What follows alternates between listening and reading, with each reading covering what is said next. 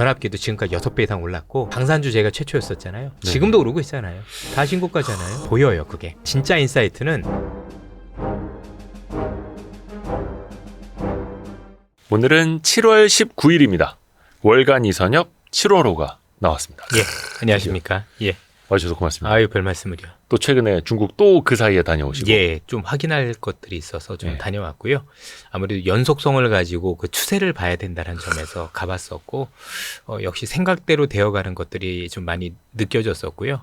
그래서 뭐 그 관련 자료들을 네. 실제 중국인들한테도 보여줬더니 반응이 되게 맞다. 그게 사실이다라는 반응들이 대부분이었었어요. 그 이야기를 예. 뒷부분에 할게요. 아 그럴까요? 우선은 예. 이슈부터 점검해볼게요. 알겠습니다. 말씀니다. 예. 저희가 7월 19일 금요일 장 마감 이후에 촬영을 하고 있는데 예. 요즘 시장이 변동성도 커지고요. 예. 삼성전자가 뭐 2, 3% 움직이는 예. 날도 많아졌고 또 미국 대선 이슈도 많고 하나하나 좀 점검을 해볼게요. 네. 우선은 미국의 빅테크들의 변동성이 굉장히 커졌습니다. 급격한 조정을 받기도 하고 뭐 엔비디아 역시 그렇고 반도체 관련 대형 장비주들도 크게 막 떨어지기도 했었고요.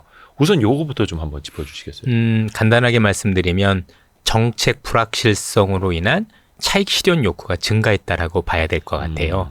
어쨌든 국내 증시와는 다르게 미국 증시는 최근까지도 계속 상승을 했었었죠. 네. 실제 우리나라 지수보다도 최근에 조종받기 이전, 즉 그 트럼프가 이제 그 흔히 얘기하는 저격을 받기 이전까지는 네. 꾸준히 상승을 했었기 때문에 예. 사실 너무 많이 올랐었던 것도 사실이고 또 조만간 실적 시즌을 앞두고 있죠. 네. 그동안 실적에 대한 기대가 너무 높았기 때문에 혹시 이 실적 시즌에서 기대를 못 맞추면 어떻게 하지? 막연한 두려움도 있었었고 또 많이 오르다 보니까 뭐 좋은 건 알겠는데 그래도 단기간에 너무 오른 거 아니야라는 생각들이 있었을 거예요. 네. 그런데 여기에 미국 대선과 관련된 정책적인 불확실성이 크게 확대가 되다 보니까 일단 팔고 보자. 차익 실현하고 싶은 욕구들이 굉장히 높아졌을 거고요. 네. 그러면서 우리나라도 비슷한데 잘 보시면 그동안 많이 올랐었던 주도 기업들 중심으로 해서 맞아요. 전반적으로 차익 실현 매물이 한꺼번에 쏟아졌다라고 보는 게 맞는 것 같고 사실 뭐 다른 기업들 가지고 계신 분들 같은 경우는 뭐 그렇지 않아도 쉽지 않은데 더 얻어맞은 격이 됐고 지수가 어려우니까 그런데 최근에 주도주가 일단 한번 차익 실현을 빌미를 맞았다라고 보는 게 좀 더 정확한 표현이 아닐까 싶고 특히 이제 한국 증시 같은 경우는 워낙 수급 여건이 취약하고 특히 외국인들에 의해서 좌우되는 경우들이 굉장히 많은데 그 외국인들이 돌발적으로 돌아서면서 최근에 뭐 거의 1에 5천억 가까운 이상 매도를 하다 보니 사실 이걸 받아줄 만한 주체도 없었었고 또 우리 개인 투자자분들께서는 또 각기 가지고 계신 종목들이 많이 다를 거잖아요. 그쵸. 그리고 또 중소형주 종목으로 많이 가지고 계셨을 거고 그러면서 이 변동에 더 취약했다라고 봐야 될 것 같습니다. 그래서 미국도 역시 그렇고 많이 올랐던 주식 위주로 또 낙폭도 훨씬 더 컸었던 최근에 거고요. 그게 국내도 특징이에요. 마찬가지고. 예. 근데 그 반도체 관련 주식들은 이제 오른 것도 없이 떨어진 게 또 그렇죠. 크고 예. 삼성전자도 사실 뭐 8만 원대 후반까지 가기는 했습니다만 최근 또 다시 8만 원대 초반까지 또 예. 떨어졌거든요. 근데 이게 미국에서도 그렇고 유럽의 큰 장비주들도 많이 떨어졌습니다만 ASML이죠. 그렇죠. 이게 그러면은 대중 제재가 더 강화될 거다라는 우려, 그 내러티브 그게 맞을까요? 그게 일정 부분 작용을 했다라고 봐야 되는데요. 네. 우선 뭐 언론을 통해서 보면 트럼프 리스크라고 얘기는 하지만 예. 제가 보기에는 현 정부인 바이든 정책 때문에 일단 1차적으로 좀 부담이 됐었다라고 보는 게 맞습니다. 최근에 어떤 일이 있었냐면 아시다시피 지금 ASML에 대한 매출이 특히 중국 중심으로 현재 4분기 이상 급격하게 늘어나는 모습이거든요. 거의 절반을 육박한다고. 그러면 이 ASML이라는 회사가 팔고 있는 장비 자체가 아시다시피 첨단 반도체 장비고 노광 장비죠. 그리고 이제 미세화 때 필요한 장비인데 중국이 이런 장비를 지속적으로 사갈 수 있다라는 얘기 안에는 중국의 반도체 기술이 굉장히 고도화되고 미세화되고 있다라는 증거로 볼 수가 있는 거잖아요. 그러다 보니까 서둘러서 바이든이 이와 관련돼서 중국 어떤 기술과 반도체 기술과 관련해서 뭔가 첨단 기술과 관련된 이런 것들을 계속 제공한다라면 그리고 그게 기반의 기술이 미국에 기반한 기술이라고 한다라면 내가 조만간 큰 조치를 취할 수도 있다라는 얘기를 한 게 일단 빌미가 됐다라고 봐야 될 것 같아요.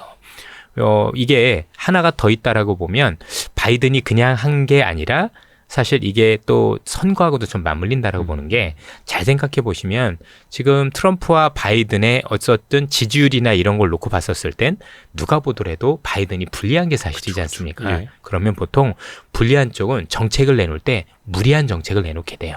이제 본인도 생각을 하겠죠.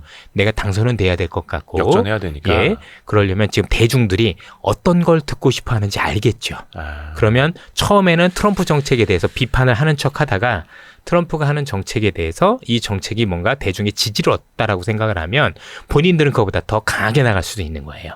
이런 것들이 사실은 정책적인 불확실성으로 이어졌다. 이렇게 봐야 될 것 같아요. 그것도 대외적으로 그렇습니다. 더 세게 나가야지 대내적으로 결집이 되니까. 그렇죠. 그럼 이제 뭐 시장에선 그런 불확실성이 있으면 확대해서 갈 수밖에 없잖아요. 물론 이제 일본의 도쿄 일렉트론도 많이 빠졌고 네. 뭐 직접적인 타격이 있는 기업들은 빠졌지만 우리나라 입장에서도 그런 고민이 되는 거죠. 야, 이렇게 한국이라는 국가가 지금 중국에 반도체를 많이 만들고 있는데 혹시 여기에 대해서도 뭔가 지금보다 더 강한 어떤 제재가 들어갈 수 있는 거 아니야라는 막연한 우려가 있었을 거고 그 우려들로 인해서 아무래도 차익 매물이 나올 수밖에 없는 그런 환경이었지 않았을까.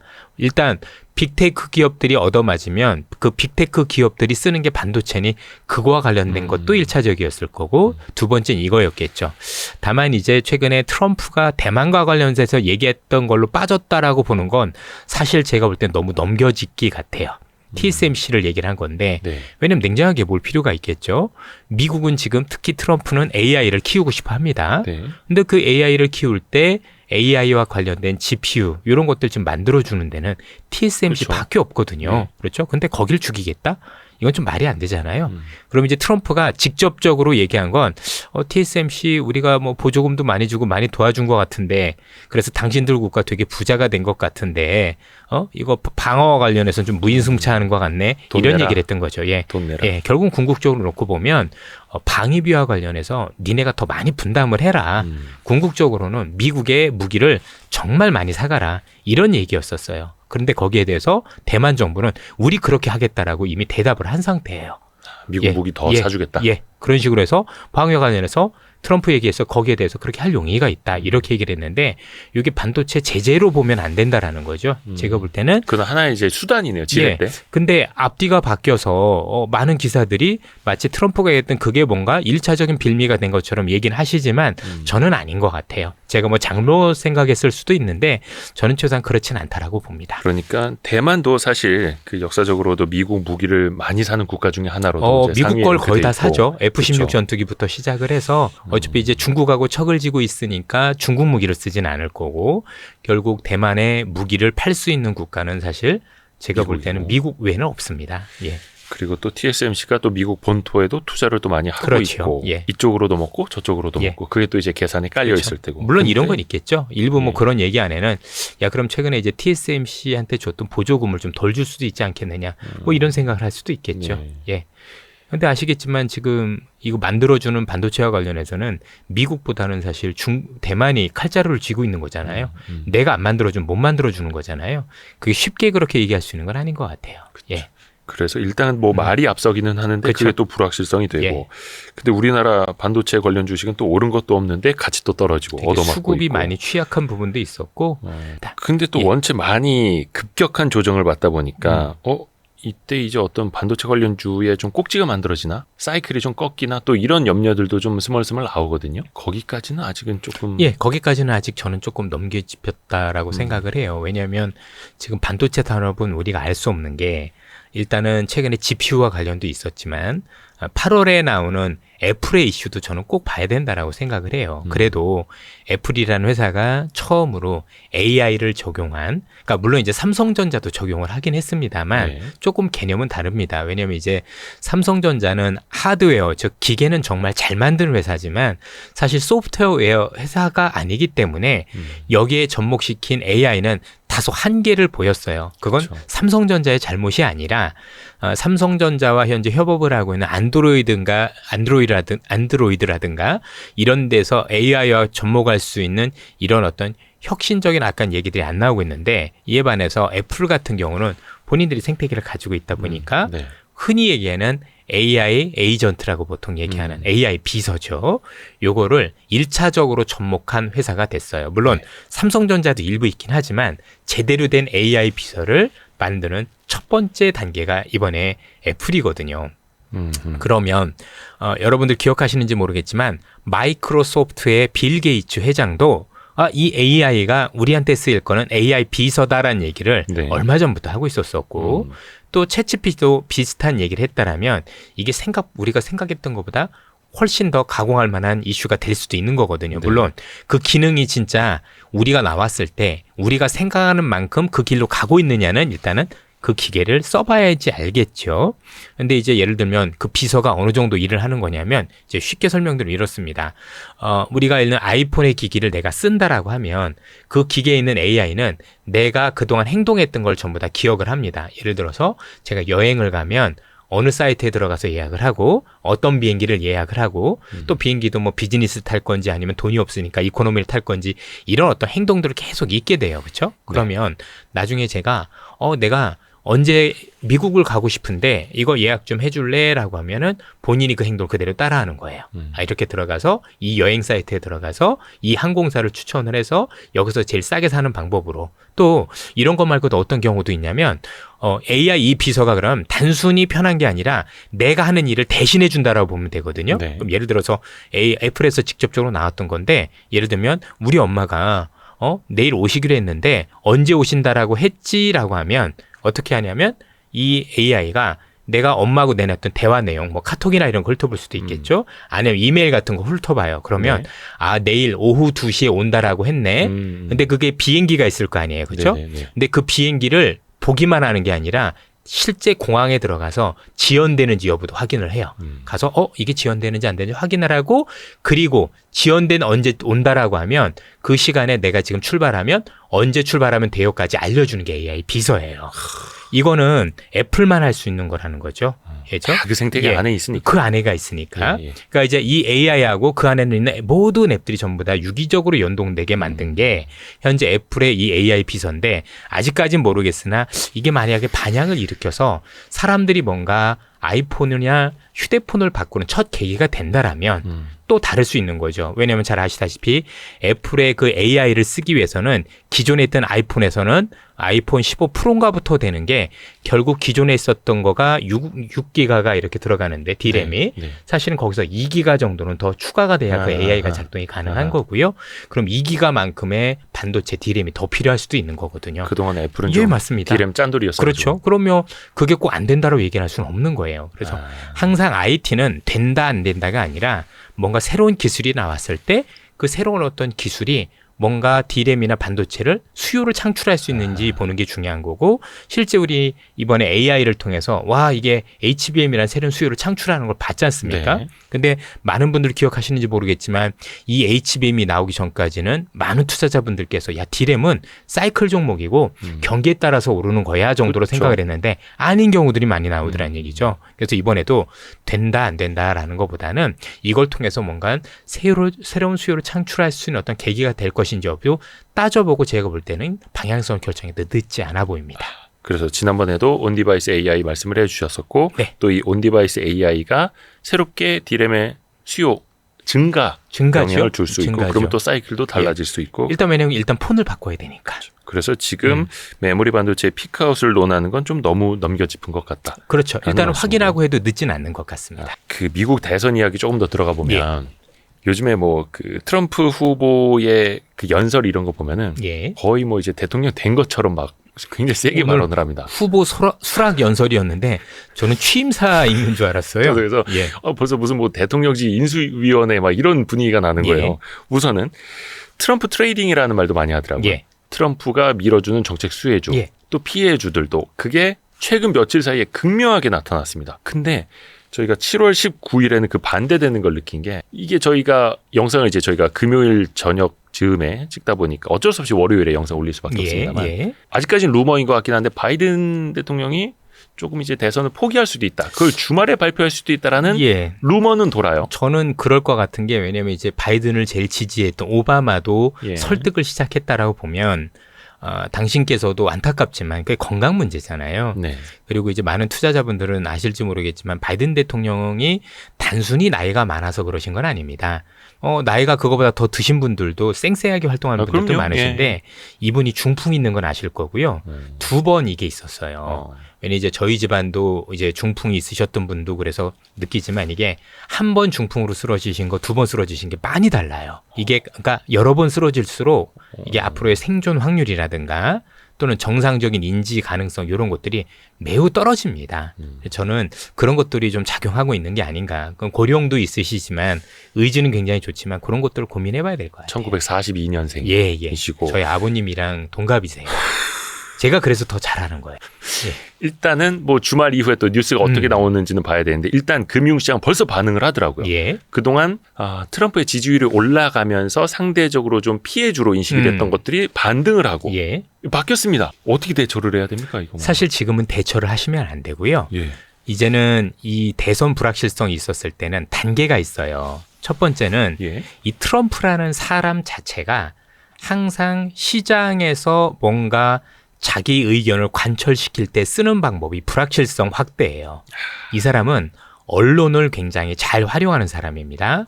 그리고 그 언론에서 뭔가 자기의 이슈가 확대되면 본인이 유리하다라는 걸 알아요. 이 내용은 트럼프라는 사람이 직접 쓴 책이 하나 있는데 그게 불구가 된 미국이라는 책이 있는데 그 책에 그대로 나와 있어요. 제가 오늘 다시 한번 읽고 왔어요. 꽤 몇 년 된 책인데 원래도 밑줄 그어서 한번 10번 읽었었던 책인데 지금 그 책 보면 최근에 나왔던 공약하고 전혀 다른 게 없어요.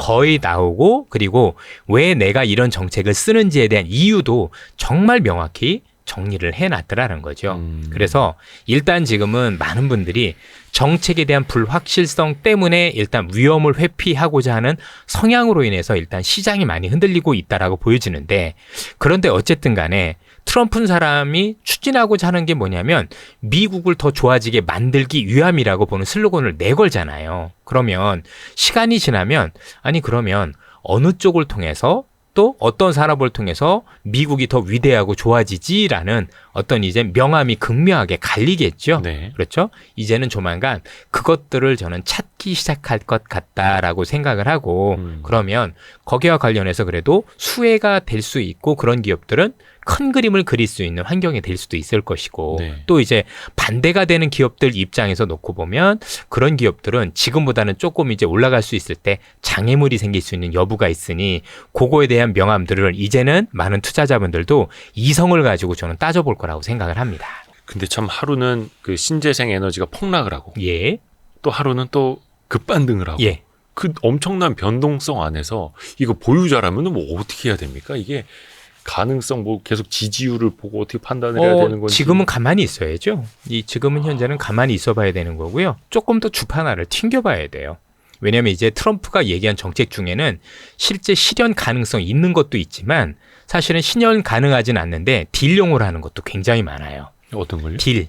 딜. 예, 거래용으로 거래용. 하고 있는 것들도 굉장히 많다라는 협상용. 거죠. 예. 그 협상용이냐 아니냐를 우리가 잘 판단해야 되는 부분들이 있어서 네. 정말 이걸 무조건 내가 밀고 나갈 거라서 그게 나중에 정책이 돼서 이 산업에 정말 큰 영향을 미칠 거란 그건 봐야 되겠지만 아닌 것들도 있어요. 특히 트럼프 정책 중에 상당수는 반드시 의회의 승인이 있어야 되는 것들도 있다라는 얘기죠. 아하. 그러면 이 의회 승인과 관련해서 향후에 미국 대선 때 중간 선거가 있게 되는데 네. 그 중간 선거에서 트럼프와 관련된 공화당이 여야를 그러니까 상원 하원을 다 가져가서 그러니까 이제 보통 이거를 레드 웨이브라고 보통 얘기를 할 거잖아요. 그죠? 그렇게 된다라면 그게 실현 가능성이 있지만 그게 아니라 그래도 의회는 어느 한쪽이라도 또 민주당이 가져간다라면 그 정책 중에 상당 수준은 또 실현 가능성이 없는 것들도 생기는 거예요. 그러면 지금 무조건 이 정책을 내냈다고 해서 이건 다 팔고 이건 다 사야 되느냐 그렇게 얘기하기는 어렵다라는 거죠. 그래서 이제부터는 좀 이렇게 혼란할 때는 가만히 있으되 시간이 지나면서 그런 것들을 분리해 보는 거예요. 의회 승인이 필요한 것과 그렇지 않은 것들을 따져보고 그래서 그렇지 않고 행정명령으로 가는 것들, 트럼프가 가능한 것들 이런 것만 따로 추려서 일단 거기에 먼저 대응을 하고 그렇지 않은 것들은 시차를 두고 우리가 좀 더 고민을 해봐야 된다라고 생각을 합니다. 진짜 실현 가능성을요? 예, 이게 지금 이 말씀을 꼭 드려야 되는 게 지금 너무 언론이 시장을 자극을 해요. 마치 이러면 다 폐기할 거야, 안 될 거야 그렇지만 안 그럴 때도 많다라는 얘기죠. 그 사람들이 이거 폐기를 주장을 하고 있다라고 해야 되는데 언론 자체의 성격 자체가 굉장히 여론몰이를 하고 마치 이게 기정사실화되는 것처럼 좀 자극적이잖아요. 원래 그래요. 그렇죠. 그러면 투자자분들 입장에서는 그걸 보고 나서 뭔가 심리적으로 굉장히 위축이 될 흔들리죠, 수밖에 흔들려요. 없고 그럼요. 거기에 따라서 자꾸 행동을 하시다 보면 아닌 경우들도 많아요. 그래서 좀 더 냉정하게 뭔가 불확실할 때는 그 불확실성 있을 때는 가만히 있는 게 최고예요. 조금 지나면 냉정을 찾고 주판을 찾아보는 일들이 결국은 많고 거기서 팔지 말아야 될 것들도 있었을 거고 사야 될 것도 있었을 거고 또 지금이라도 던져야 될 것들이 조만간 나온다라는 거죠. 그래서 지금은 지금 너무 좀 불확실성. 그럼요. 지금은 첫 단계잖아요. 예. 그리고 앞서도 말씀드렸지만 이게 혹시 바이든이란 후보가 사퇴를 하고 민주당의 새로운 후보가 나왔는데 그 후보와 박빙이면 서로 또 무리한 정책을 내놓을 수밖에 없겠죠. 그렇지 않겠습니까? 내가 이기기 위해서 국민들이 선동을 할 거 아니에요. 그렇죠? 그런 것들도 또 있을 수 있기 때문에 조금 더 시간을 두고 봐야 돼요. 야, 그러니까 불확실성이 생기고 이게 옛날 선거하고 다른 게 옛날 선거는 지지자들을 가지고 선거를 했어요. 네. 그리고 진짜 이성적으로 판단을 했는데 지금 여기 계신 투자자분들께서 이해해야 되는 게 뭐냐면 트럼프와 지금 바이든은 지지자만 있는 게 아니라 실제 이 사람들을 이끄는 건 지지자가 아니라 팬덤이에요. 다릅니다.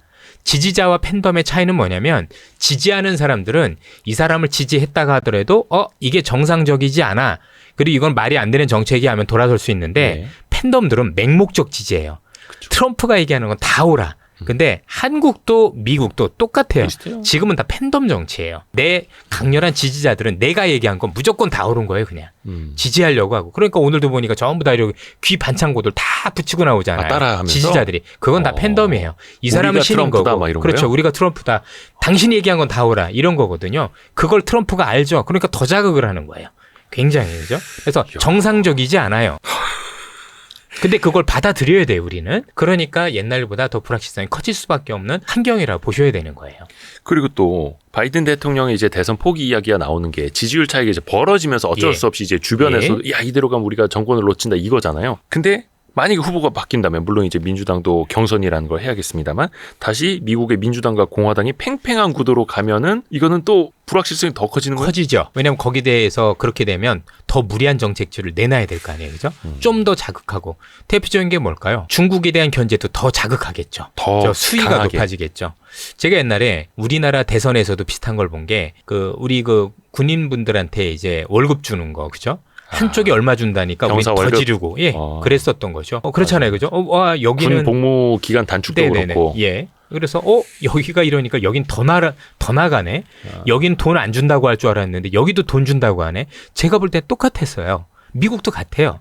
미국도 누가 내지르면 내가 더 세게 얘기해야 실력이 있을 거고요. 그렇게 돼요. 근데 그 자체는 나중에 정치 불확실성으로 연결이 되겠죠. 근데 이제 뭐 그렇게 될 건지 안 될 건지 지켜봐야 되겠지만 이게 현재 정치의 성격이라서 현재 정치에 대한 일단 우리가 뭐 우리나라 정치에 대해서는 여러분들께서도 워낙 나눠 계셨을 거니까 모르지만 최소한 미국 정치는 객관적으로 보실 수 있잖아요. 네네. 잘 한번 생각해 보시기 바랍니다. 또 트럼프는 아예 대놓고 자기가 대통령 되면 이제 IRA 백도 시키겠다. 예. 그리고 친환경차 전기차 보조금도 폐지하겠다. 이렇게 이야기를 했잖아요. 그래서 우리나라 2차전지 관련주도 많이 이제 변동성이 생겼는데 정작 테슬라는 견조하더라고요.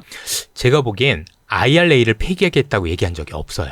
그 원문을 그대로 보면 IRA를 어떻게 할 거냐니까 즉답을 피했다라는 기사들이 많이 나와요. 그러니까 폐기는 아니다. 아니에요. 그러니까 제발 기사를 쓸 때도 예. 팩트를 썼으면 좋겠어요.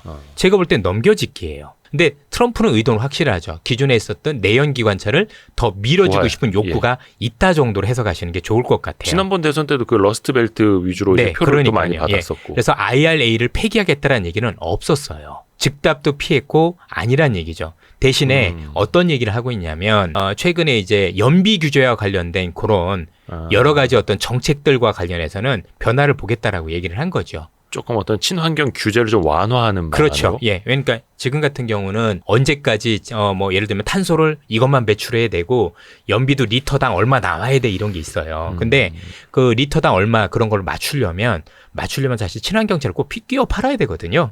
그런데 사실은 이걸 조금 이제 정책을 이렇게 느슨하게 하면 사실은 그 현지에 있는 자동차 회사들 입장에서는 숨통이 틔어지는 거잖아요. 그러니까 그렇게 하겠다라고 얘기를 한 거지 IRA를 폐기하겠다는 적은 저는 없었습니다. 그리고 기사 내용을 그래서 일부러 꼼꼼히 읽어봤어요.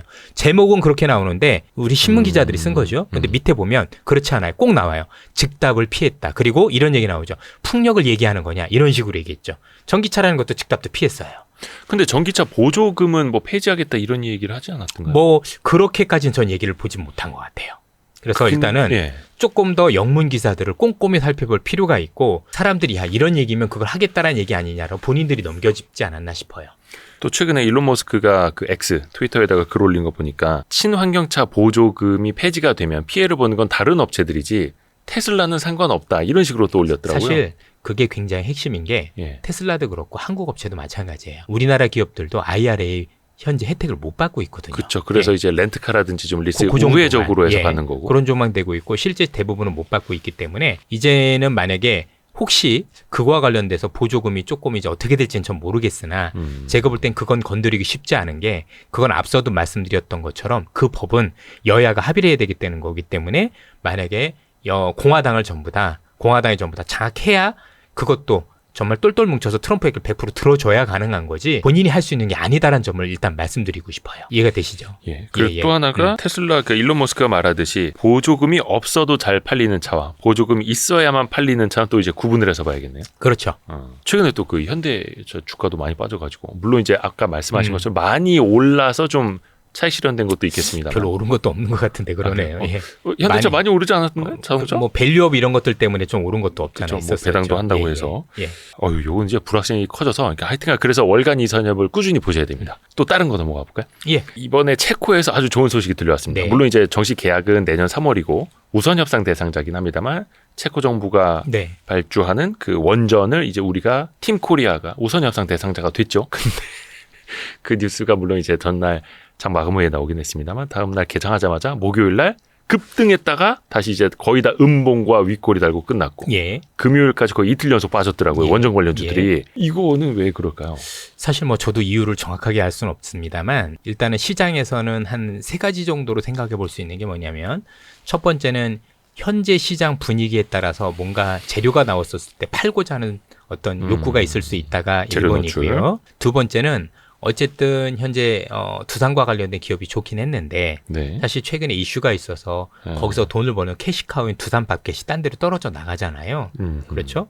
이것과 관련돼서 그동안 약간 신경질적인 반응이 있었을 텐데 네. 사실 이렇게 올랐었을 때 그런 어떤 위험을 또 역시 그죠? 사전에 제거하고자 하는 어떤 그런 것들도 있었을 거예요. 네. 근데 저는 마지막에 한 가지가 더 있는 게 뭐냐면 현재 두산 에너빌리티라 비롯해서 이런 우리나라 한수원이 이걸 수주하자마자 지금 여러분들 아시겠지만 웨스팅하우스가 또 딴지를 걸기 딴지를 시작했어요. 그렇죠? 특허. 이걸 어떻게 할 거냐가 되게 관건이에요. 예. 이게 왜 중요하냐면 이미 여러분들 아랍에미레이트 우리가 원전 수주할 때 네. 웨스팅하우스가 딴지 걸어서 얘한테 공사 일부분을 줬어요.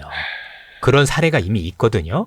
그러면 만약에 이득 중에서 상당 부분을 그쪽한테 넘겨줄 수 있는 거잖아요. 그때 그 설레가 있어요. 그러니까 얘들 입장에서는 그 설레가 있으니까 야 너만 먹니? 나도 좀 줄래? 뭐 이런 게 있을 수 있는데 그게 아직 해결이 안 됐잖아요. 해결이 다 돼서 뭐 우리가 다 가져가고 뭐 그러면 괜찮을 텐데 그 설레 있는 게 되게 아쉽죠. 이런 설레가 있다 보니 그 설레에 대해서 이제 웨스팅하우스는 얘기하겠죠. 야, 이렇게 하면 니네가 우리 특허를 인정한 거 아니냐. 이렇게 줬는데 이번에도 줘야 되는 거 아니야? 뭐 하는 거야? 뭐 이럴 수 있는 거잖아요. 그죠? 약간 이제 예. 전문용어로 노나 먹기. 그렇죠. 뭐 예를 들어서 이번에도 하면 다음에 할 때도 또 그러는 거잖아요. 그렇죠? 이런 어떤 불확실성, 그런 것들이 좀 있다 보니 뭔가 이제 연속적으로 들고 가기에는 조금 고민이 있지 않았었을까. 일단은 개인적으로 놓고 보면 이번에 워낙 큰 이슈고 또 향후에 추가 수주 가능성이 높다는 점에서 볼 땐 제가 볼 때는 어쨌든 주가는 향후에 또 이런 점들을 좀 반영할 거라고 보긴 하는데 그러기엔 단기적으로 이런 어떤 아쉬운 점들이 있었다라는 점들을 좀 기억을 하고 봐야 될 것 같아요. 참 예. 주식 투자가 너무 쉽지 어려워요. 않아요. 예.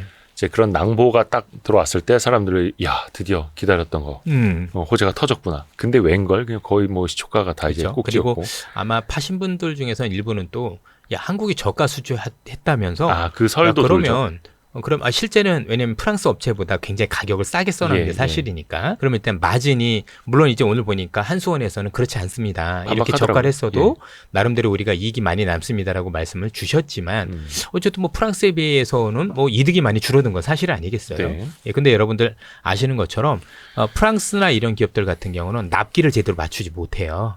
예전에도 그랬다면서 예, 실제로 다른 그래. 나라에서. 예. 그러니까 그 납기를 제대로 원하는 기간에 맞출 수 있는 데가 사실 별로 없고 그게 한국이었어요. 그렇죠. 예. 우리나라 그런 것도 예, 잘하니까. 대단한 국가라고 고객 저는 생각을 만족, 해요. 맞습니다. 감동 서비스. 예.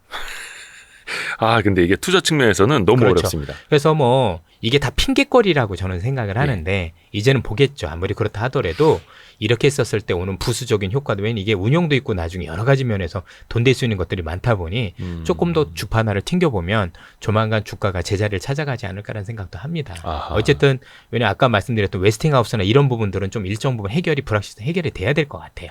그러면 이제 아랍에미레이트 수주했을 당시에 그 후의 흐름도 좀 참고 삼아 공부할 그렇죠. 필요도 있겠네요. 예. 또 하나가 이게 참 주식 투자 쉽지 않다라는 게 그 예. 잘 나가던 화장품 섹터에서도 이제 이거 다 와간다. 더 간다. 이 갑론을박이 요즘에 굉장히 뜨겁습니다. 예. 물론 이제 특정 종목에 따라도 달라지기는 합니다만 요거는 좀 우리가 어떤 기준으로 봐야 될까요? 사실은 알 수는 없죠. 예. 왜냐하면 옛날에 중국에 들어갔을 때 비해서 많이 다른 점들이 있어요. 네. 예를 들어서 중국 같은 경우는 우리가 브랜드로 들어갔었죠. 그때 후나 뭐 이런 거, 저 설화수 같은. 근데 지금 같은 경우는 나름대로 인디 브랜드라는 걸로 해서 들어갔어요. 그렇죠? 그러니까 브랜드력보다는 뭔가 진짜 품질, 한국에 대한 이미지 이런 걸로 들어가서 그때하고 비교하기는 쉽지 않은데 저는 이렇게 생각을 해요. 기본적으로 이런 화장품이나 이런 것들 같은 경우는 사실 단기간에 끝나지는 않는 것 같아요. 뭔가 그래도 그 사람들이 우리나라 제품을 선택했었을 때는 소비 그만큼 트렌드. 트렌드가 바뀐 거고 일단 또 써보고 나서 좋았기 때문에 추가로 사는 거라고 생각을 하면 가격도 싸고 사실은 전 일회성은 아니다라고 생각을 하고 있어서 그러니까 요거는 업체마다 다를 수 있기 때문에 제가 일반화는 못 시키겠습니다. 왜냐하면 네네네. 오늘도 실제 놓고 보면 달랐어요. 업체마다 반등 반응이 확 여부가. 달라서 그렇긴 했는데 맞아요. 저는 기업별로는 뭐 끝났다라고 보는 것보다는 저는 추가적인 어떤 가능성이 있다라고 생각을 합니다. 그래서 그게 미국에서의 반응 예. 그리고 이 회사가 콘콜 같은 걸 통해서 이야기하는 것들 뿅! 예. 그래서 저희가 회사 측이 또 어떻게 IR을 하는지 자신들의 그 고객 동향을 또 어떻게 말해주는지 되게 중요해서 이거는 기업별로 그 회사랑 또 컨택을 열심히 해보고 만약에 도움이 필요하시면 노다지 IR 노트도 보시면 또 좋습니다. 그래서 화장품 섹터는 이제 좀 종목별로 좀 그럼요. 선별해 볼 필요는 있다. 예전에는 브랜드력이었지만 지금은 나름대로 그 브랜드력보다는 그때 유행에 따라서 확 달라지는 거잖아요. 예. 그러니까 인디 브랜드지만 그래도 좋은 제품들, 뭐 예를 들면 시장에서 핫한 제품들 가지고 이렇게 하는데 그때마다 그런 기업들별로 산발적으로 많이 좋아질 수 있는 경우들은 되게 많아질 거는 같아요. 어쨌든 현재 한국 화장품과 같은 흐름은 이례적인 흐름은 저는 아니다라고 생각을 합니다. 최근에 이제 워낙 단기간에 급등을 하고 그러다 보니까 차익 실현 매물들이 많이 나오긴 했지만 뭔가 큰 흐름이 꺾였다는 그런 어떤 증거들은 아직은 안 보이는 것 같아요. 혹시 이선일 이사님은 부동산 투자에 좀 관심이 있으세요? 어떠세요? 있죠. 예. 서울에 땅도 많으시고요. 아유, 그랬으면 좋겠네요. 농담이고요. 왜냐하면 요즘에 서울 집값이 이제 또 많이 올라오더라고요. 물론 이것도 지역별로 다릅니다만 강남을 비롯해서 서울 집값이 이제 반등을 하다 보니까 건설주도 바닥에서 꽤 많이 올라왔더라고요. 그렇죠. 짧은 시간 안에. 그래서 이제 건설주 좀 봐야 되나? 이런 이야기들이 좀 나오거든요. 이사님 혹시 건설주? 저는 개인적으로는 일부 건설주들은 긍정적으로 바라보고 있습니다. 아주 몇 종목은 안 되지만 일부 종목들은 긍정적으로 바라보고 있습니다. 어떤 기준에서? 일단은 부동산 PF와 관련된 요 피해가 일단 마무리되는 기업들이 생기기 시작을 했습니다. 근데 이게 워낙 상위 업체와 하위 건설업체 간의 차이가 굉장히 크다라고 봐야 될 것 나눠서 같고요. 봐야 된다. 예.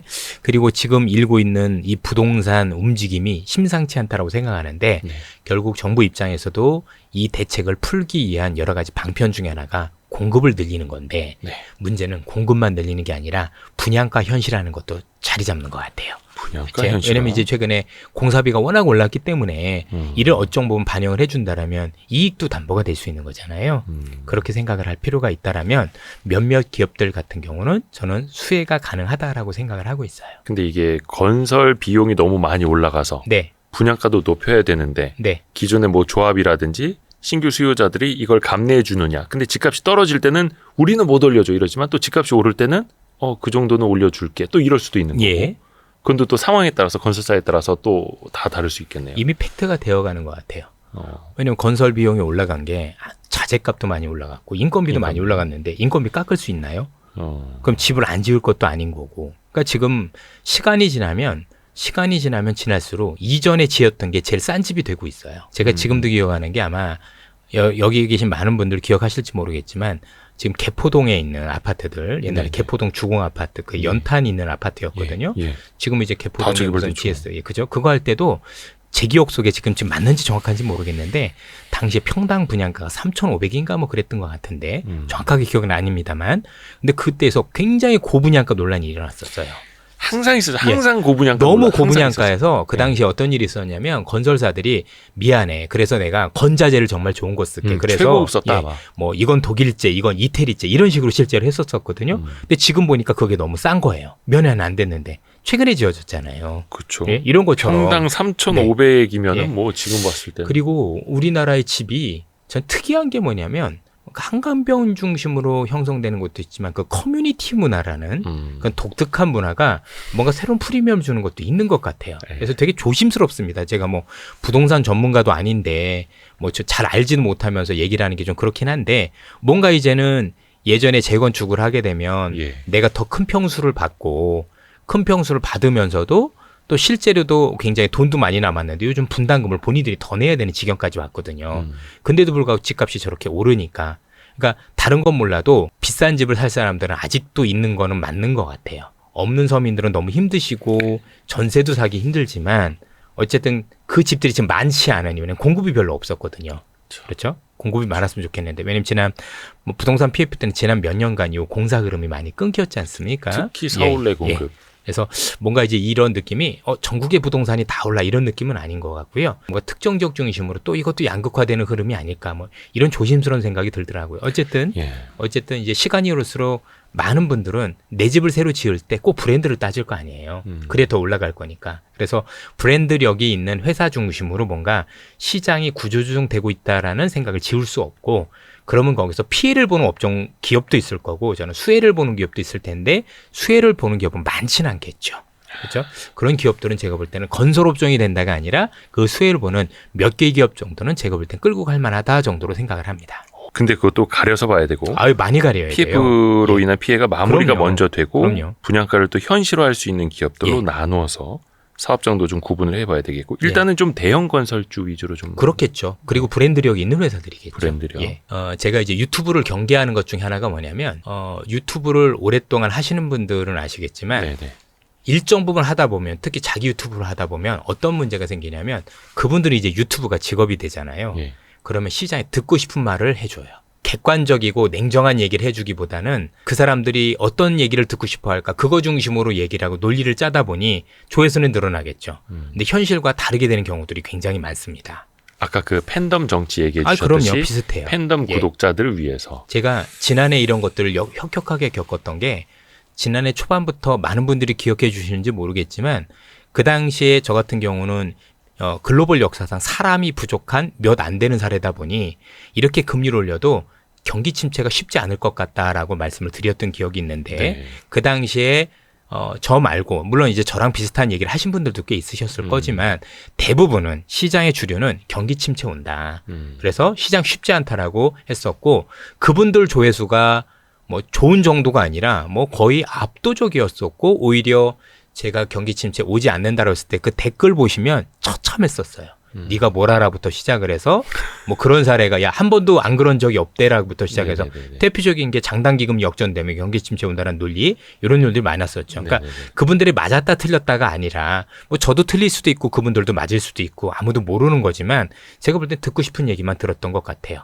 그 결과 오히려 더 제가 볼 땐 대응이 안 됐을 수가 있죠. 그러니까 항상 시장은 어쨌든 우리가 돈을 버는 입장이라든가 투자하는 입장에서는 듣기 좋은 얘기를 들어야 되는 게 아니라 진짜가 뭔지를 잘 고르는 게 굉장히 중요해요. 그냥 듣고만 말 거라면 듣고 싶은 거 들으셔도 되는데 내가 정말 투자를 할 거라면 객관적이지 않으면 안 돼요. 왜? 실제 투자는 객관적인 걸로 돌아가거든요. 그래서 좀 열린 생각을 가지고 있어야 돼요. 유연하게 대응을 해야 돼요. 저도 많이 틀릴 수도 있는 거고 또 다른 분들이 맞을 수 있는 건 누군지 모릅니다. 그렇죠. 근데 또 이제 월간 이선엽 2023년 초 버전으로 여적껏 그 기억하고 계시면 또 안 되는 거고. 그럼요. 이제 친구도 되게 많으셨습니다만 매월 보셔야 된다는 얘기. 아니 뭐 연준도 지금 2달에 한 번씩 상황이 바뀌고 네. 본인들도 금리 안 내린다고 그랬다 내린다라고 얘기하는 판에 저희들이 무조건 다 맞출 수 있다라고 생각하시면 안 되죠. 그쵸? 저희들도 아유, 그러면 안 됩니다. 그분들보다 저희들이 잘 알겠습니까? 모르죠. 예. 그런 분들이 이제 거의 뭐 부채도사를 예, 찾아가시는 게 더 근데 빠르. 이걸 뭐 맞았네 틀렸네 얘기를 하면 참 저희들도 물론 죄송합니다. 사실 그래도 좀 더 여러분들한테 면밀히 해야 되지만 그럴 만한 능력도 없는 것 같고 그죠? 근데 최근 예. 월간 이선엽 꾸준히 보신 분들은 아시겠습니다만 이선엽 이사님은 진짜 장난 아닙니다 요즘에. 그리고 주변에서 그래서 이 주도주 찾는 방법도 좀 알려달라. 그래서 와이스트릿이랑 또 강의도 예, 하신다고. 맞습니다. 예. 잘 이어가지 않습니까? 멘트를? 그럼요. 왜냐하면 한국은 한국만의 주도주 찾는 방법이 달라요. 근데 지금 대부분 다 공부하시는 게 미국 방식으로 해요. 우리나라는 그렇게 찾으면 안 나와요. 미국에서 주도주 찾듯이 한국에서 그렇게 하면 그렇게 안 된다. 안 나와요. 예. 그 방법이 틀린 건 아니에요. 그게 원래 정석인데 예. 한국은 한국만의 특성이 반드시 있어요. 그러니까 많은 분들도 그 댓글도 달아주시는 게 이선엽 이사님이 되게 빨리 보시고 어떻게 보면 주도주를 먼저 잘 찾고 그걸 또 우리에게 또 설명도 잘 해주시는데 그걸 되게 궁금해하시는 거예요. 그렇죠. 예. 물론 뭐 하루에 몇만 번씩 걸으면서 막 시장 조사 직접 하시는 것도 있겠습니다. 방법론을 다 공유를 해도 충분한 게 우리가 서울대 가는 방법을 몰라서 서울대를 못 간 건 아니지 않습니까? 네, 그죠? 아는데 안 한 거죠. 노력을 또 해야죠. 그래서 저는 많은 사람들이 공유를 하고 제대로 된 방법을 알아야 뭔가 제가 볼 때 접근하기 쉬운 것 같아요. 그리고 뭐 일반적으로 돈을 버는 방법은 사실 각기 사람마다 장점들이 있기 때문에 일반화시킬 수는 없습니다만 네. 그래도 모든 사람들이 똑같이 해서 할 수 있는 방법도 분명히 있거든요. 그런 것들을 제가 좀 많이 말씀을 드릴 수 있을 것 같습니다. 저희가 그래서 8월 17일 토요일에 예. 8월 17일 토요일에 거의 날 잡아놓고 하루 네. 종일 거의 반나절 예. 강의를 할 예정입니다. 해서 아직까지 그 접수 페이지는 만들어지질 않았는데 거의 한 달 가까이 남았으니까 혹시나 사전 예약을 하실 분들은 거의 이제 그 갤럭시 S 시리즈 사전 예약처럼 저희 고정 댓글 보시면 링크 있거든요. 구글 폼에다가 미리 입력을 해주시면은 저희가 그 접수가 시작될 때 여러분께 알림을 또 보내드리도록 갤럭시 하겠습니다. 잘 팔렸으면 좋겠습니다. 저도 이번에 뭐 갤럭시만 쓰고 있는데. 반응이 나쁘지 않던데요. 예, 잘 만들었더라고요. 저희가 7월 19일에 또 촬영을 하고 네. 있다는 건 계속 말씀을 드렸는데, 바이오주가 급등했더라고요. 제약 바이오주가. 예. 그거 뭐 다른 뭐 이유가 있습니까? 그렇죠. 일단은 뭐 금리 인하에 대한 수혜주다라고 얘기를 하지만 저는 그 측면보다는 다른 측면이 있었던 게 우리나라 제약 바이오가 그동안 어려웠었던 이유 중에 하나가 뭐냐면 신뢰가 너무 없었었어요. 신뢰. 예. 실제 뭐 제약 바이오에 많은 훌륭한 기업들이 지금도 있는 게 사실인데 많은 기업들이 약간 좀 투자자들을 우롱한 게 굉장히 많았었습니다. 실제 아닌데 마치 될 수 있는 것처럼 투자자들을 많이 호도를 하고 이런 경우들이 많았는데 최근에 시장의 트렌드가 뭐냐면 그런 것들을 가리는 작업들이 많이 일어나기 시작했어요. 그래서 진짜를 찾는 작업들 이런 것들이 많이 일어나기 시작을 했고 그 진짜라고 생각하는 기업들이 실제 성과를 내기 시작을 한 거죠.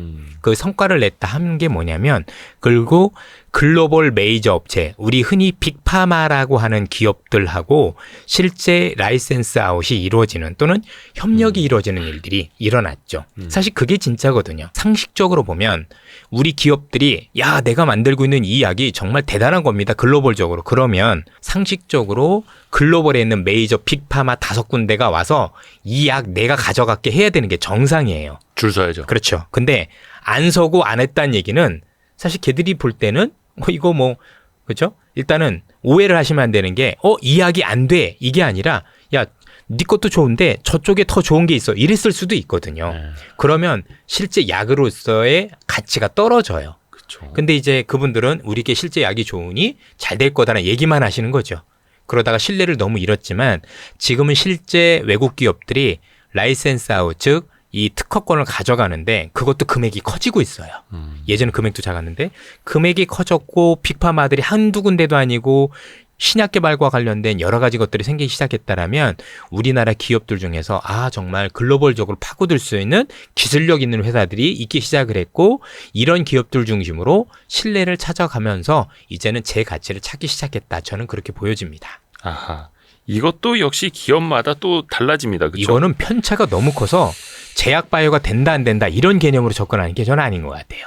근데 또 약간 시장의 분위기는 몇몇 그 바이오주들이 또 신뢰를 또 보여주면 또 다 같이 올라가고 몇몇에서 신뢰가 또 깨지면 다 같이 떨어지고 또 이런 분위기도 있기 때문에 근데 그 중에서도 또 선별적으로 들어가야 너무 그거를 하실 필요는 없고요. 어려워요. 각각의 기업이 어떤 기술을 많이 가지고 있고 이 기술이 글로벌적으로 뭔가 통할 수 있는지에 대한 고민을 하실 필요가 있습니다. 그리고 재밌는 게 또 일부 기업은 그렇지 않지만 또 일부 기업들은 이미 검증된 기업들도 있죠. 글로벌 빅파마한테 라이센스 아웃을 했던 몇몇 기업들은 주가가 지금 연속성을 가지고 좋아지죠.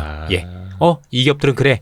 실제 속이지 않았고 실제 좋은 사례가 있었어. 글로벌 기업들한테 인정받았으니 추가적으로 될 수 있어라는 기대들이 많이 있는 것 같습니다.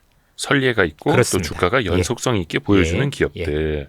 또 최근에 보면 이제 미국장에서도 그렇고 우리 시장에서도 그렇고 대형주와 중소형주 흐름들이 기존에 많이 벌어졌었잖아요. 네. 대형주 빅테크 위주로 올라갔었고 또 우리 시장에서는 그러니까 미국은 조금 좁혀지는 흐름도 나타나긴 합니다만 우리 시장에서는 또 하반기로 가면서 뭐 금투세 우려도 있고 중소형주들이 좀 힘을 못 쓰는데 이제 찬바람 불기 시작을 하면 또 중소형주 막 차익 실현 욕구도 커지고 막 이런 거 있잖아요. 이번에는 어떻게 보세요? 금투세하고도 연관이 있다라고 생각을 해요. 예. 아무래도 금투세를 앞두고 나서 임박해서 만약에 팔게 되면 대혼란이 일어날 수도 있겠죠. 그래서 차익 실현하고 싶은 분들은 그래도 뭔가 올랐었을 때 하고 싶은 욕구들이 굉장히 많지 않을까요? 일단은 금투세와 관련해서는 저는 개인적으로 무조건 반대입니다. 폐지를 해야 된다라고 공식적으로 생각을 하고 있고요. 지금 많은 분들이 너무 세금에만 초점이 맞춰 계세요. 그렇죠? 물론 이제 세금 얘기도 되게 중요한데 정말 큰 부분들을 놓치고 있다고 생각을 해요. 첫 번째는 뭐냐면 일단 우리나라 주식시장이나 자본시장이 선진화되어 있느냐라고 보면 아직까지는 그렇지 않습니다. 여전히 관치에 시달리고 있다라고 봐야 될 것 같죠. 일단 미국하고 많이 비교를 하는데 우리는 미국이 아닙니다.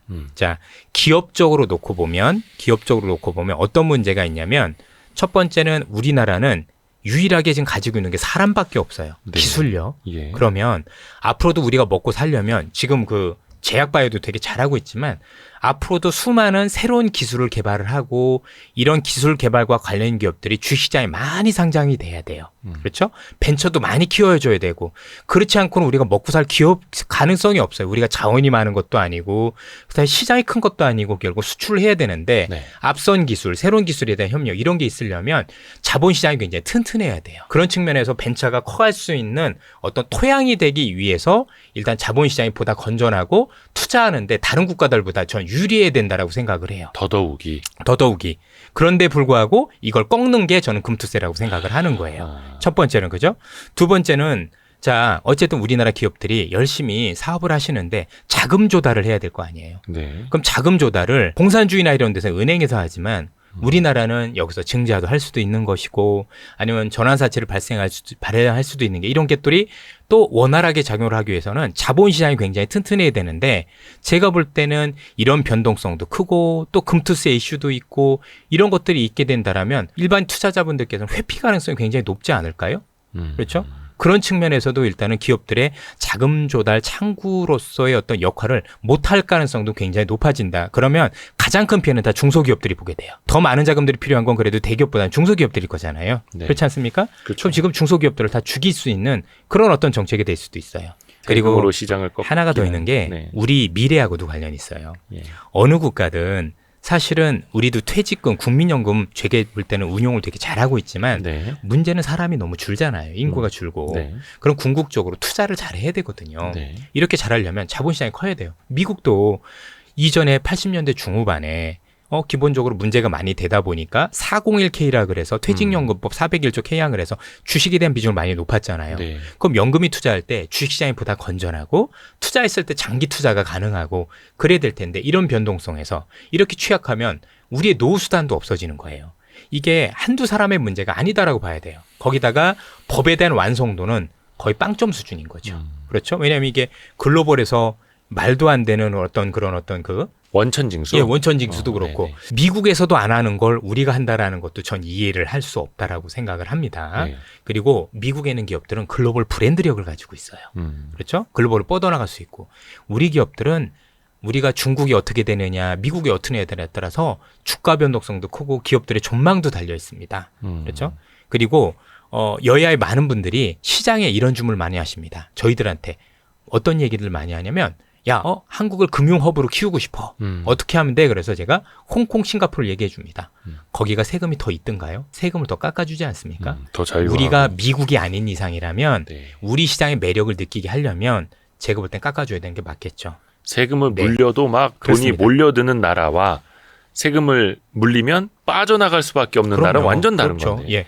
그래서 처방이 달라야죠. 우리가 볼 때는 뭔가 자본시장을 굉장히 키우는 국가들은 미국이 아닌 다음에야 대부분 그래도 뭔가 이것과 관해서 매력을 느끼게 해주는데 우리는 그 매력이 오히려 더 없게 만드니 그러면 제가 볼 때는 향후에 자본시장도 충분히 성숙을 하고 우리 기업들도 경쟁력을 가진다라면 제가 볼 때는 미국의 제도를 본따서 나름대로 큰 피해자들도 없고 장기 투자가 가능하고 또 어려운 분들에 대한 세 혜택까지 하는 이런 어떤 세밀한 작업들을 통해서 제가 볼 땐 시간을 두고 하는 건 모르겠지만 지금 상황에서 하는 거는 저는 아니다라고 생각을 하고 있습니다. 이걸 이제 투자를 하시는 분들, 자본시장뿐만이 아니라 그러니까 생태계가 돌아가는 원리, 인간의 본성을 아시는 분들 다 이해를 하는데 그럼요.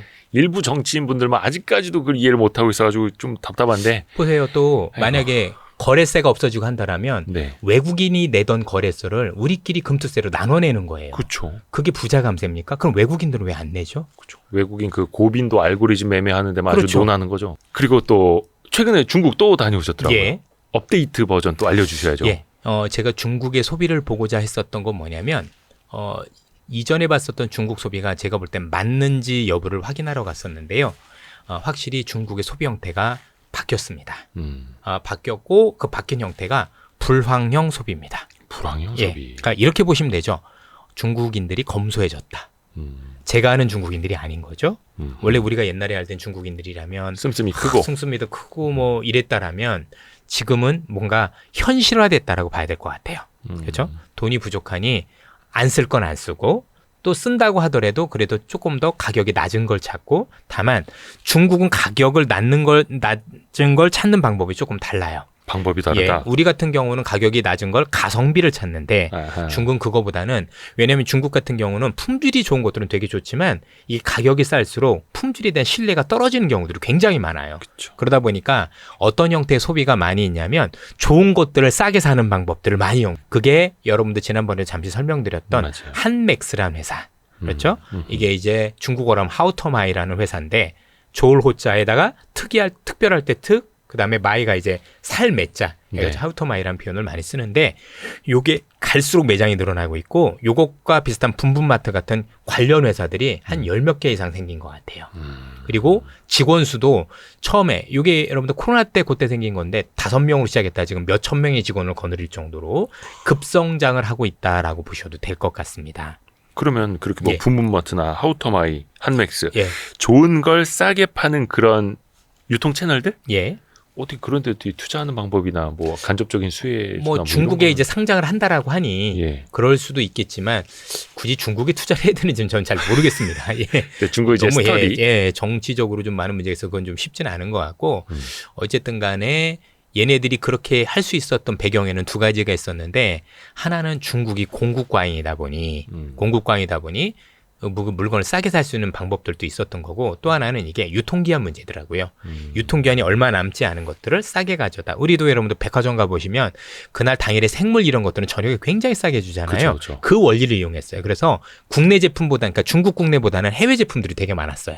대표님 그리고 삼양불닭 이런 것들. 네네네. 뭐 예를 들면 일반 매장에 가보면 뭐 1년 이상 남고 그렇다면 여기는 석 달 정도밖에 안 남았죠. 근데 중요한 건 석 달 남고 바로 먹을 거면 전혀 상관이 없거든요. 그렇죠. 괜찮거든요. 전 1년 지난 것도 먹어봤는데 저 별 탈이 없었는데 뭐 석 달 남은 거 되게 생생한 거 아니겠습니까? 요즘에 그래서 유통기한이 아니라고 소비기한이라고 또 그러니까요. 명칭도 예. 바꿨고요. 그런 식으로 해서 했고 예. 최근에는 그러면서 이제 아마 유통 구조도 좀 바꾸면서 나름대로 경쟁력을 갖춰갔다라고 얘기들 많이 하더라고요. 그래서 실제 거기에만 사람이 엄청 몰려요.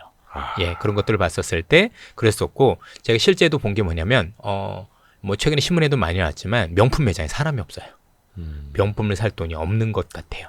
그래도 뭔가 양극화돼서 고소득층 아니면 자산이 많은 사람들은 또 계속 그런 소비를 한두 개인데 그거로 전체 명품을 대변하기는 어려웠고 전체 명품 샵의 사람 자체가 제가 이전에 다녔을 때 대비 10분의 1, 10분의 1도 넘는 것 같아요. 그것도 안 됐던 것 같아요. 그렇게 많이 너무 줄었다고. 많이 줄었다. 그냥 거의 명품 소비는 정말 잘 안 하는 편에 속한다. 이런 정도라 보시면 되고 진짜 뭐만 있냐면 먹는 것만 대박이에요. 먹는 건 진짜 뭐 줄 서서 먹을 정도로. 그래서 실제 이번 달에 나왔던 중국의 소매 판매를 보니까 예. 전체 소매 판매 지수는 줄어들었어요. 근데 음식료만 먹는 것만 10% 이상 증가를 했더라고요. 아마 제 기억 속엔 4.7%인가 소매 판매가 그런데 10% 넘게 먹는 거는 증가를 했었어요. 이야.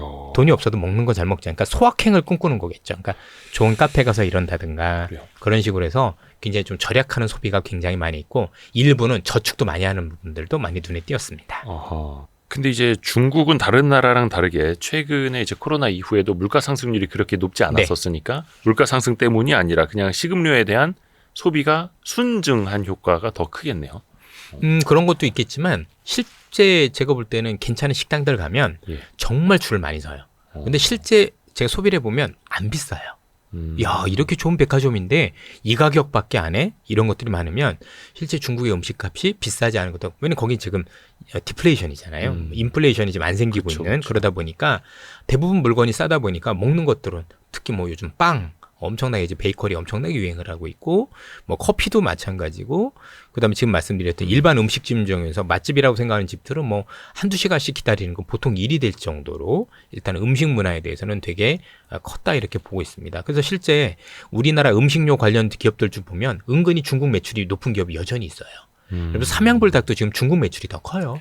맞아요. 지난번에 그 네. 말씀해 주셨죠. 예. 삼양불닭 중국에서 미국보다 그러니까 더 많이. 북미가 매출이 늘어나서 오른 건 맞는데 예. 중국도 그만큼 늘어요. 중국 현지에서 그러면 한국 음식료에 대한 뭐 반응이라든지 이런 굉장히 거는? 좋죠. 어. 예. 많이 좋고 많은 기업들이 이미 철수를 했어요. 중국에서 쓴맛을 받고 또 이제 유통에 대한 문제도 있었었고 또 중국 당국의 규제 이런 것들 때문에 굉장히 쓴맛을 많은 기업들이 많이 철수는 했지만 나름대로 제가 볼 때는 그래도 브랜드력 있는 것들은 살아남아서 점차 그래도 제가 볼 때는 점유율을 높여가더라고요.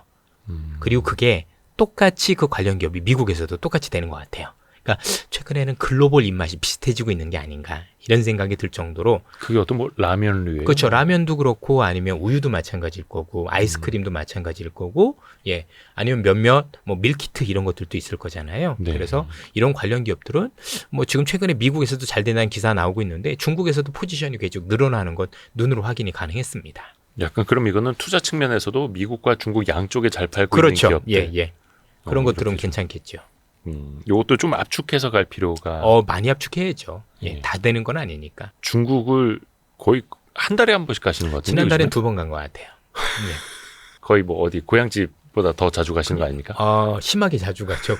고향은 갔다 온 지가 언제인지 기억이 안 나네요. 그러면 다음 달에 8월에 또 가세요? 또 한 번 좀 가서 한번 또 추세 한번 보고 예. 왜냐면 이제 만약에 이런 불황형 소비들이 있으면 그게 또 파생이 돼서 또 새로운 소비들이 나와요. 그러면 그 소비에 또 우리나라 기업들이 좋아질 수 있는 것들도 있으니까 네. 고민을 한번 해봐야죠. 거의 또 같은 곳 가시는 거예요? 이번에는 조금 다른 데 가긴 합니다만 예. 어차피 뭐 자주 갈 수밖에 없는 위치인 것 같아요. 우리 기업들이 잘 하고 있거나 새로운 또 기회가 생길 만한 것들. 또 반대도 있죠. 우리 기업들이 피해를 보고 있는 것도 찾아야 되니까. 그래서 이 기업은 조금 조심해야 될 건데도 있는 거니까 예 중심으로 또 하나는 예. 아직은 그렇지만 이게 글로벌 예를 들어서 명품도 중국에 가봐야 명품 주식을 살 수 있거든요. 명품 소비는 중국이 지금 탑이에요. 아하. 그렇죠. 그러면 우리가 해외 주식 투자할 때도 중국 가서 봐야 그 명품에 대한 트렌드를 알 수 있는 거잖아요. 예. 해외 주식 예, 투자를 그렇죠. 할 때도. 예. 그러니까 중국 주식을 찾겨서 가는 게 아니에요. 일단은 우리가 알고 있는 미국이나 유럽 주식에 대한 어떤 트렌드를 보기 위해서도 제일 큰 시장인 거고 또 우리나라 기업들의 피해 또 우리 기업들의 수혜 이런 걸 찾기 위해서 간다라고 보시면 되겠습니다.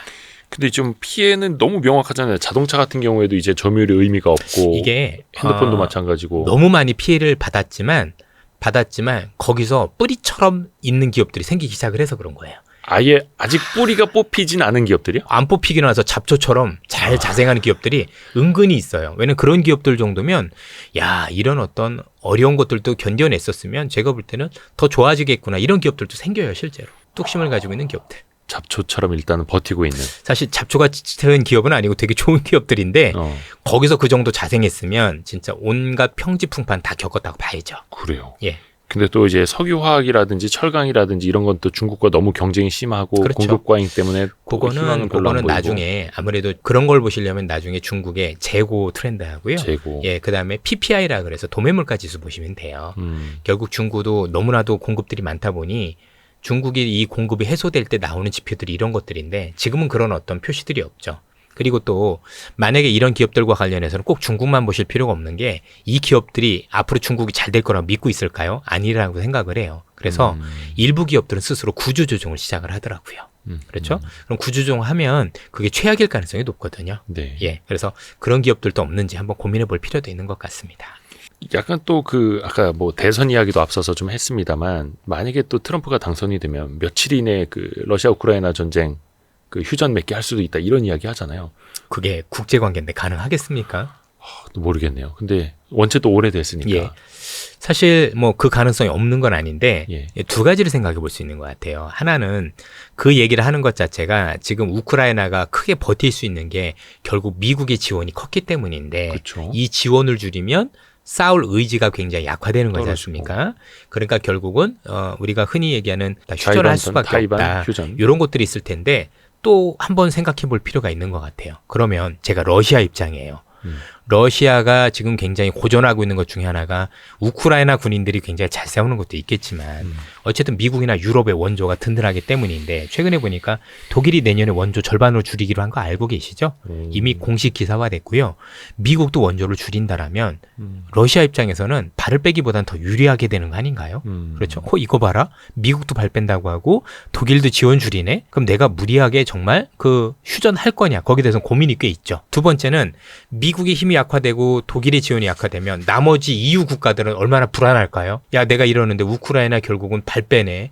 결국은 이게 잘 되는 게 아니라 결국은 뺏기고 끝나는구나 이런 생각 들면 더 방위력을 강화하려는 움직임도 이런 게 있지 않을까요? 그렇죠. 나토 입장에서는 또 그렇죠. 완충지대가 맞습니다. 또 예. 좁아지니까. 그래서 일단은 뭐 그 가능성이 없는 건 아니다. 저도 뭐 트럼프가 그런다라면 우크라이나 입장에서는 굉장히 불리한 위치에 있고 또 뭐 나름대로 미국하고 러시아하고 또 이제 해서 우크라이나가 이 조건 받아들일 거니 러시아 너도 같이 휴전을 해서 뭐 할 수는 있을지도 모르겠습니다. 그렇죠? 그렇게 한다면 모르겠지만 그것 때문에 이제 방산도 한번 흔들릴 수도 있을 것 같고. 그렇죠?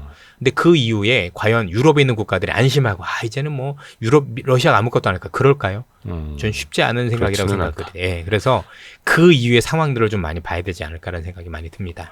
제가 언젠가도 말씀드렸지만 트럼프도 그렇고 유럽에 있는 모든 정치인들이 진짜 다 구구파로 되고 있는 상황이라면 네. 이번에 좀 미안해 그치겠지만 프랑스에도 마리 르펜이라는 사람이 있었고 네. 아니면 이제 이탈리아도 이제 멜라니 총리가 있는 거고 이런 것들이 있는데 얘들도 왜 극으로 변하냐면 얘들도 유튜브에서 그래요. 유튜브가 전부 다 이제 양쪽으로 몰아가다 보니까 똑같아요. 우리만 그런 게 아니에요. 다 네. 비슷하거든요. 예. 그렇죠? 근데 그렇게 되면 갈등이 더 커지는 거예요. 근데 갈등이 커지면 커질수록 사회는 불안할 수밖에 전 없다라고 생각이 들어요. 또 불안할수록 또 시장은 또 불확실성이 그렇죠. 더 예, 크고. 맞습니다. 그런 월간 문제는 이선협 7월호 거의 이야기의 한 30% 정도 이제 불확실성 예. 이야기를 많이 했던 것 같습니다. 사회가 그런 거죠. 예.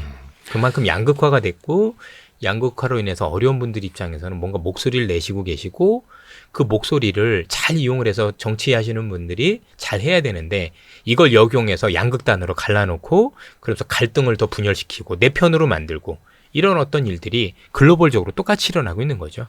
해서 8월 17일에는 저희 이선협 이사님하고 같이 예. 오프라인에서 특강, 예. 특강을 하게 됩니다. 미국과 달리 한국에서 주도주를 찾는 방법은 그렇죠. 다르다. 이 예. 주제를 가지고 장시간 할 거고요. 그건 이제 저희가 고정 댓글에 있는 링크를 통해서 여러분이 또 미리 또 예약을 하시면 또 선점을 하실 수 있습니다. 월간 이선협 2024년 7월호였습니다. 고맙습니다. 감사합니다. 고생하셨습니다. 예. 아유 고생하셨습니다. 한 가지 확실한 건 남들보다 항상 빨리 봤던 것 같아요. 예. 변압기도 지금까지 6배 이상 올랐고 방산주 제가 최초였었잖아요. 네. 지금도 오르고 있잖아요. 다 신고가잖아요. 결국은 갈 종목들은 다 갔어요. 쉽게 설명할 수 있다는 얘기는 거기에 대한 기본 원리나 틀을 다 알고 있다는 얘기가 되는 거니까 보여요. 그게 진짜 인사이트는